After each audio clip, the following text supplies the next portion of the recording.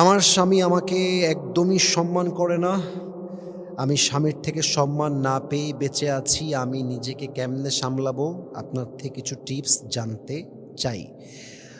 আচ্ছা, এটা মনে হয় অনেক প্রিয় বোনদের প্রশ্ন যে স্বামী আমাকে সম্মান করে না। What kind of action that I can take for myself and how can I control myself? দেখুন আমার প্রিয় বোন, স্বামী আপনাকে সম্মান করে না মানেই যে আপনি কোনো সম্মানিত ব্যক্তি নন তা কিন্তু নয়। কারণ কোরআনে আল্লাহ তাআলা বলেছেন, ওয়ালাকাদ কাররামনা বানি আদম। I have dignified the status of sons of Adam. প্রত্যেকটা আদম সন্তানকে আল্লাহ তাআলা সম্মান দিয়েছেন। কেউ আপনাকে গালি দিয়েছে মানেই যে আপনার কোনো সম্মান নাই।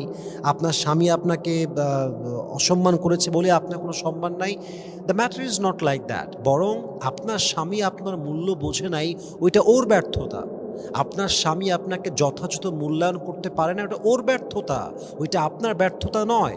তাহলে স্বামী যদি আপনাকে অসম্মান করে, ভেঙে যাওয়ার কোনো দরকার নাই। মাথায় রাখবেন, প্রত্যেকটা মানুষকে তার আসল সম্মান দিয়েছে একজন, তিনি কে? ২ নম্বর পয়েন্টটা হচ্ছে, দেখেন, স্বামী যদি আপনাকে অসম্মান করে, নিজের কষ্টের কথা স্বামীর কাছে না বলে আল্লাহর কাছে বলেন। এটা সবচেয়ে উত্তম হয়। একে স্বামী আপনাকে গালি দিচ্ছে, স্বামী আপনাকে কটূক্তি করছে, স্বামী আপনাকে জুলুম করছে, আপনার স্বামী আপনাকে অসম্মান করছে, আবার আপনি ওই কষ্টের কথা ওকে গিয়ে বলছেন। I mean, how funny it is. যদি সে আপনার কষ্ট বুঝতোই তাহলে আপনাকে পেইন দিত কেন, আপনাকে অসম্মান করতো কেন? That's a question. তো যেহেতু আপনার স্বামী আপনাকে প্রচুর কষ্ট দেয়, অসম্মান করে, আপনি হাজব্যান্ডকে নয়, যা বলবেন তাহাজ্জুদের জায়নামাজে, এবং যা বলবেন আল্লাহর কাছে সেজদায় লুটিয়ে বলবেন, দোয়ার মাধ্যমে বলবেন। হতে পারে আপনার স্বামীকে হেদায়েত করতে পারে একজন, তিনি কে? ৩ নাম্বার কথা আমি আমার প্রিয় বোনকে বলবো যে, প্রিয় বোন, দেখেন, আপনার স্বামী যদি আপনাকে অসম্মান করে, আমার মনে হয় না যে আপনার স্বামীকে আপনি অসম্মান করবেন। এটা আমার মনে হয় না। আমার মনে হয় যে আপনার অসম্মান করা উচিত হবে না। আমার মনে হয় যে আপনার উচিত, আপনার স্বামী যত রুডলি বিহেভ করবে, আপনি তত সফটলি বিহেভ করবেন।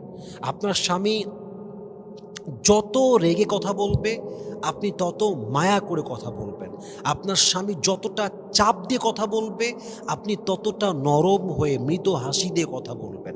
কোরআনে আল্লাহ তাআলা বলেছেন, ওয়াকুলু লিন্নাসি হুসনা। কথা যখন বলবা সুন্দরভাবে বলো, ভালো শব্দ চয়নে বলো, মায়া দিয়ে বলো, ভালোবাসা দিয়ে বলো। হতে পারে আপনার কথাটা এত সুন্দর হতে পারে যে আপনার কথার দ্বারা আপনার শত্রুও কিন্তু আপনার বন্ধু হতে পারে। ঠিক কিনা বলেন সবাই আপনারা? এটা হতে পারে কিন্তু। অতএব আমাদের উচিত, আমাদের যাদের বোনদের স্বামীরা সম্মান করে না, স্বামীকে আপনারা অসম্মান করতে যাবেন না।